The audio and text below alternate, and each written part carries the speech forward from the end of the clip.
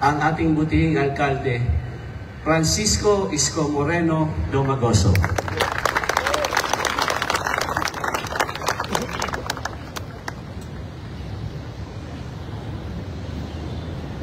Thank you, Director Arnel. Good morning. Good morning. Well, again, thank you very much sa lahat ng team natin sa Manila Health Department at MDRRMO na tumulong sa ating kapwa Pilipino sa oras ng kanilang pangangailangan doon sa province of Cebu. Palakpakan natin ang ating sikat na empleyado. I hope that makarecover soon yung ating mga kababayan doon at mahirap talaga pagka may kalamidad. But then again, salamat sa Diyos at nakabalik kayo ng malusog at ligtas. Sa ating pong bisita ngayon, all the way from Samar, ang ating Honorable Mayor Aran de la Cruz Puler.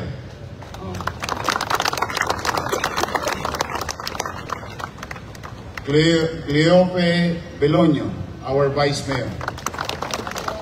Valentin Murillo, Christian D. Doroja, Bienvenida Bilarde, Shirley Loberando, Marcial Italig, Harold J. Rabi, Vilmar B. de la Cruz, Jaime D. Velasco Jr., Mia L. Murillo, Ara Lorian B. Puler, mga members of the Sangguniang Bayan,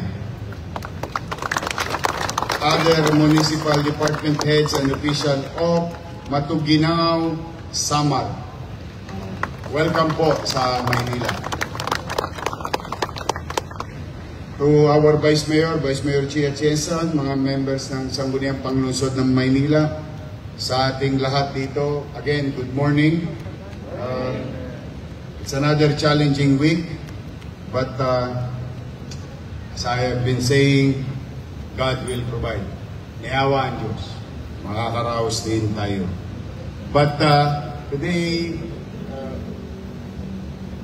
the presence of our Manila Chief Police, General Abad,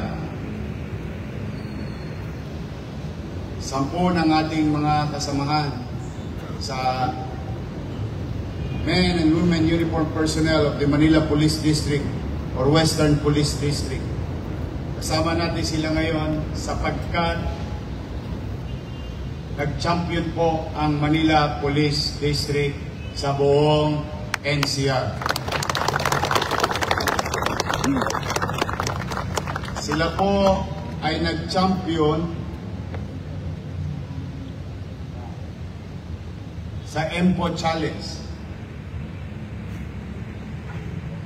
Yan po ay programa ng Philippine National Police para sa Enhanced Managing Police Operation or EMPO Challenge.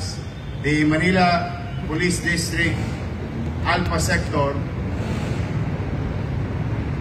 in a successful simulation exercise or what you call CIMEX. It's been ongoing all over the country.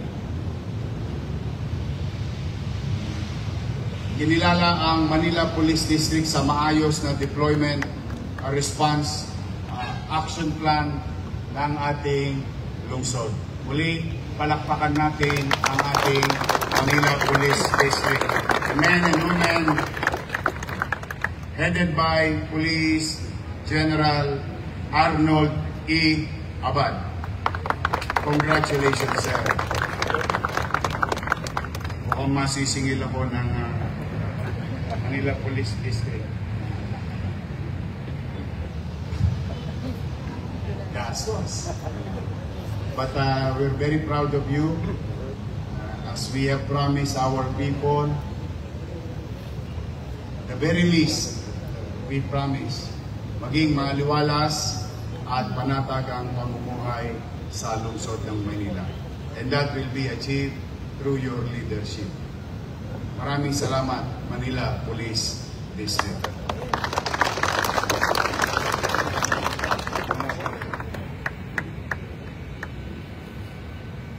At bilang pagpapatuloy ng ating pagpapalakas sa responde sa mga tulongges na maaaring may ilan-ilan pa, while we grew by 9.2% of crime solution in the city in just a short period of time.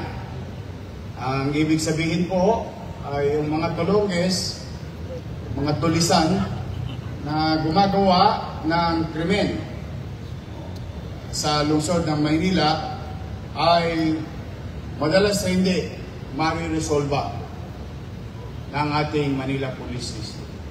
Whether broad daylight, nighttime, o namang oras. Kaya po ako'y nananawagan sa ating mga tulongges na mamamayan o tulisang darayo sa lungsod ng Maynila. Una, siyempre, typical me, I would say, magbago na kayo. Dalawang bagay ang pagbabago. Magbago kayo ng pag-uugali at gawain o magbago na kayo ng address. Hindi kayo welcome sa lungsod ng Maynila. Pangalawa, if you don't, total matatanda na kayo. Alam nyo na ang tama at mali. We will make sure that we will put things in right order. At papapanagutin natin ang sino man na makapangapi ng kapwa at makapananakit ng kapwa o magangad ng ari-arian ng ating mga kababayang nagsisikap na itaguyod ang kanilang pamilya.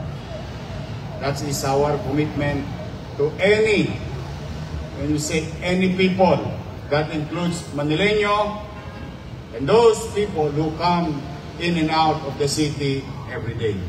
In our own little way, we'll make sure that you will be brought to justice. So beware. Now, in line with that, about 10 days or 2 weeks ago, we have received the donation coming from FFCCII or the Chinese Federation in Binondo, Manila. And hindi lang mo sila nagbigay ng motor, dineresak pa nila pangdunggol sa mga tulongges, pang mabigatan tong mga NMAX na to. That is the 30 motorcycle unit given to us, to the city of Manila.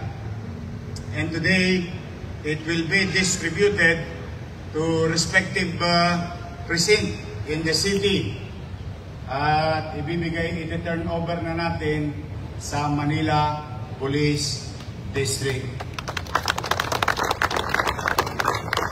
On top of this, meron pa tayong darating na donation din na 3 Hilux for our Manila Police District.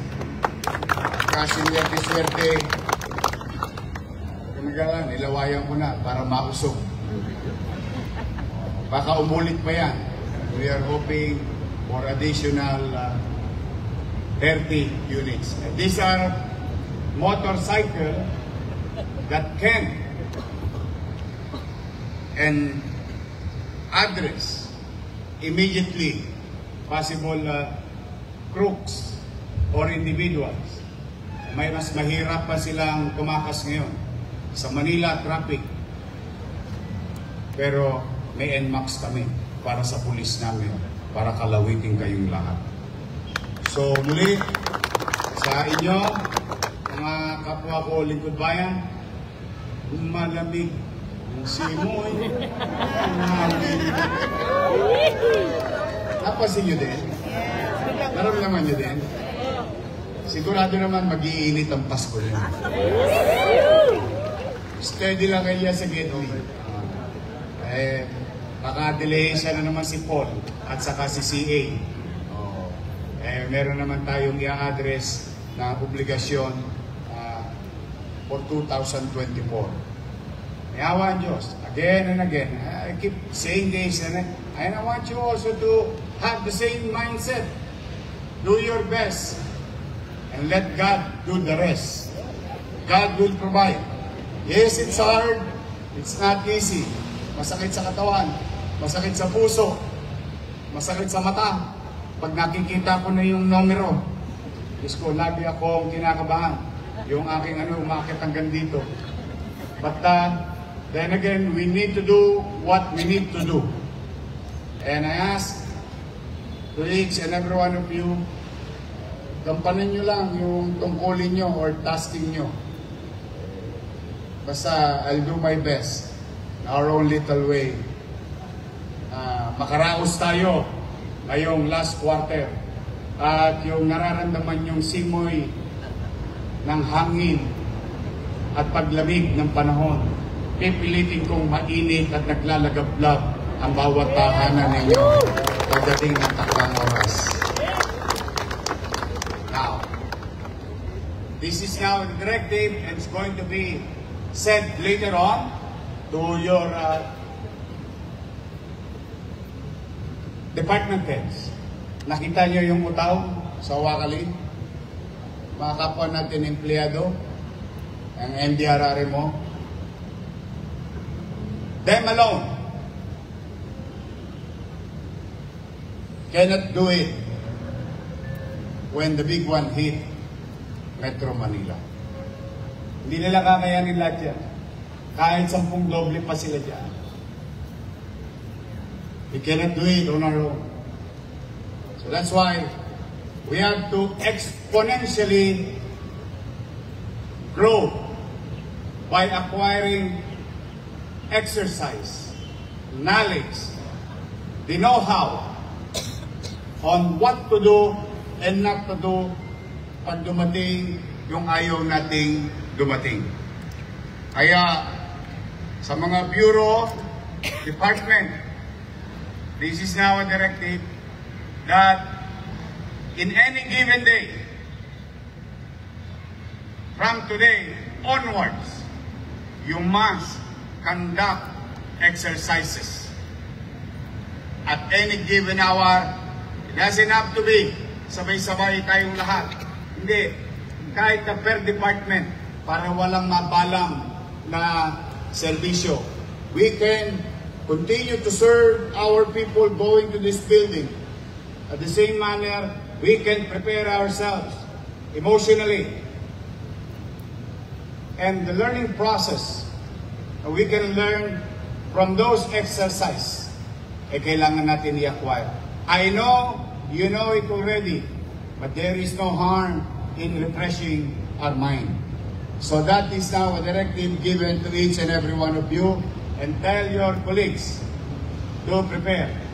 To the bureau, departments, I'll see you later, but I just want you to know, coming from me already, na kailangan natin magkaya. Kailangan natin maganda. And to top it all, one, we pray for the soul of those victims in our country with this earthquake and all other aberya. Second, we pray for everyone's safety. Gawin natin ang dapat nating gawin bilang tao. At patuloy tayong manalig sa Diyos. Nanawa ay lagi tayong gabayan sa araw-araw. Bawat isa sa inyo at ang ating mamamayan ay maging ligtas at malusog sa pang-araw-araw na pamumuhay. At kung sakali, maging ligtas tayong lahat sa panahon ng aberya. So muli, I'll see you next Monday. Today, start of the week, start of the day, put your best mind sa lahat ng dadako sa kanya-kanya nating opisina. Just smile. It's a universal language to anyone. Magaganda naman kayo. Maraming asin yun, may asin pa eh. Don't be shy. Just smile.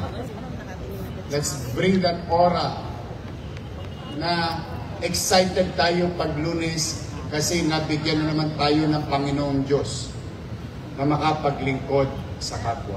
It's like what the saying said or sinabi ng mga salawikain o kasabihan. Yeah? Do your best. God will take care of the rest. Yan, dito, hindi na tayo magkakamali dyan. So mag-iingat kayo ngayong linggo. Sana'y kayo maging ligtas at malusog. At maraming salamat sa mga nakaraang linggo. And looking forward sa mga darating pang linggo ng buhay natin sa paglilinggo sa kapwa. Pagpalay nawa kayo ng buong may kapal. Maraming salamat. Manila! God first. God first. Thank you.